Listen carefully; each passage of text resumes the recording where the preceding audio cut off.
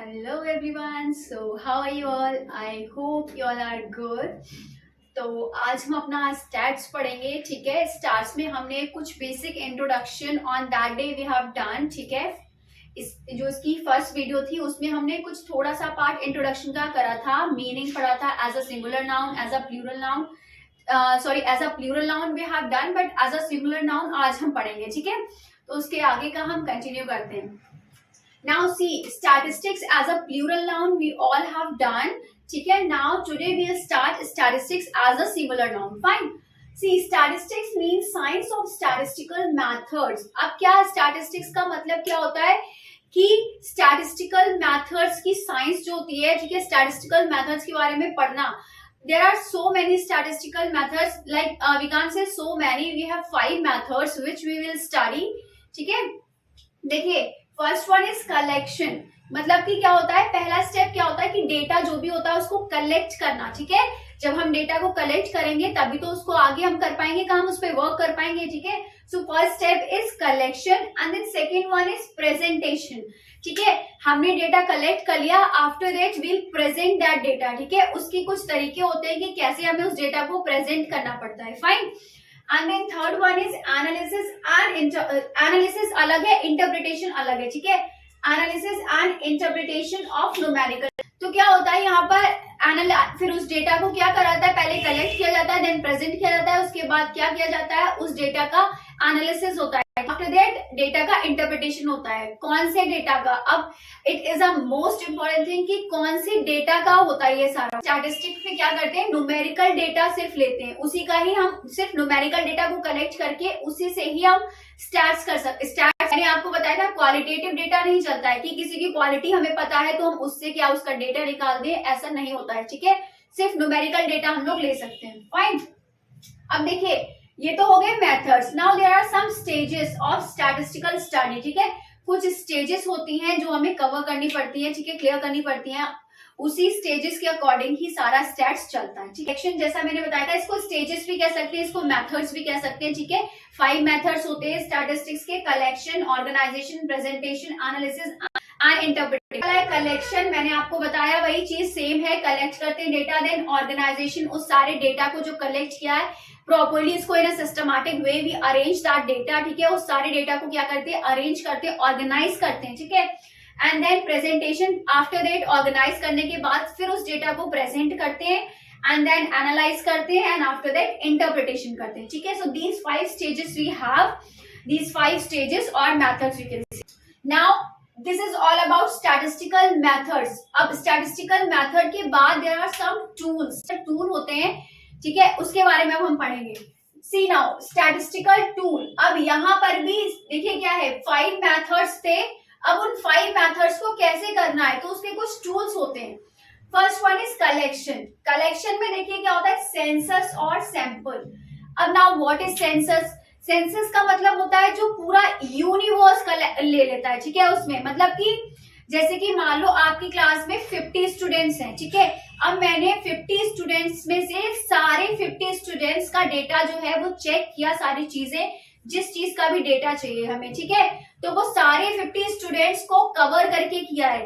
ठीक है, उसको हम बोलते हैं सेंसस. मतलब कि एक भी इंसान छूटे ना, सारी चीजों को कलेक्ट करना है. जिस भी चीज के बारे में हम स्पेसिफिक थिंग के बारे में कभी का डेटा निकाल रहे हैं कि इतने फैमिली मेंबर्स हैं इस फैमिली में, तो हम क्या करेंगे, वो पूरी फैमिली का डेटा जब हम कलेक्ट करेंगे तो क्या करेंगे, सेंसस उसको बोलते हैं. और सैंपल क्या बोलते हैं, मान लो फैमिली में 10 मेंबर्स हैं. ठीक है, और मैंने क्या करा, किसी 3 मेंबर्स को निकाल लिया और उनके अकॉर्डिंग मैंने क्या करा, डिटेल्स फिल कर दी, जो भी मुझे डेटा चाहिए. तो वो क्या हो गया, सैंपल. कि उनमें से हमने एक सैंपल निकाला और उसका डेटा ले लिया, उसको हम सैंपल बोलते हैं. ऐसे ही अगर मान लो एक क्लास का एग्जांपल लेते हैं तो दे आर 50 स्टूडेंट्स. ठीक है, और मैंने एक डेटा निकाला है कि हाँ इतने % बच्चों के 3 या 4 जो बीच के बच्चे हैं, एवरेज स्टूडेंट्स हैं, उनको निकाल लिया. ठीक है, और उसका डेटा कलेक्ट कर लिया, तो उसको हम बोलते हैं sample.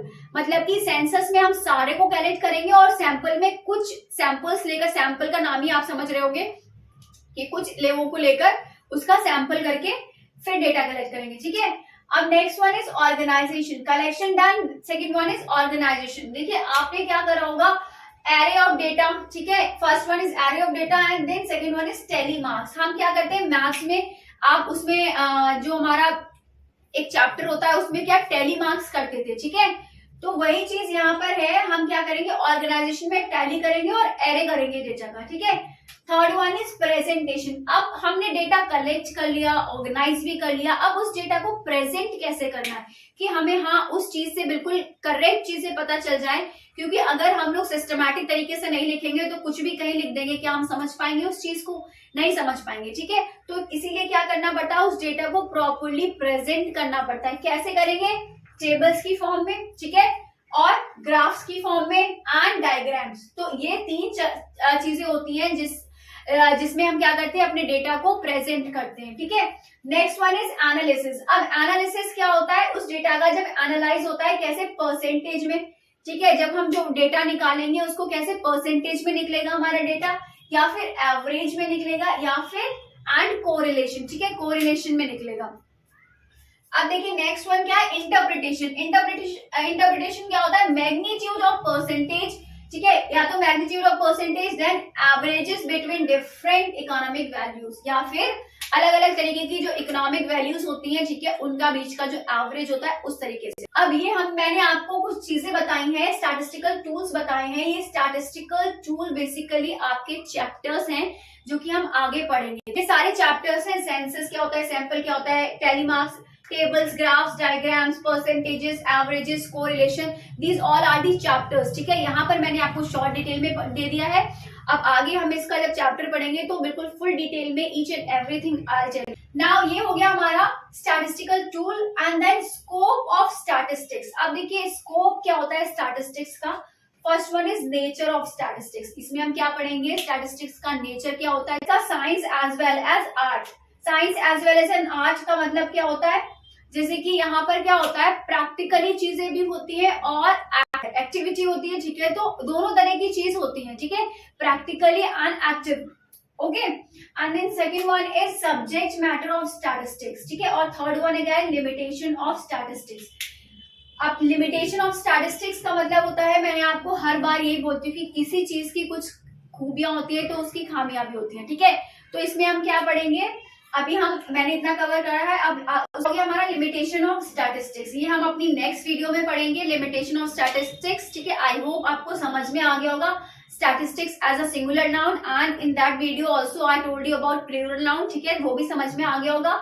And then what are the methods, इसको शॉर्ट में बोल सकते हैं कोपाई, ठीक है, collection, organization, presentation, analysis and interpretation. Then statistical tool, collection में क्या होता है सेंसस और सैंपल, देन ऑर्गेनाइजेशन में क्या होता है array of data and tally marks, then presentation में होता है tables, graphs and diagrams, and then analysis में होता है percentages, averages and correlation, and then interpretation में क्या होता है magnitude of percentages, averages between different economic values, ठीक है।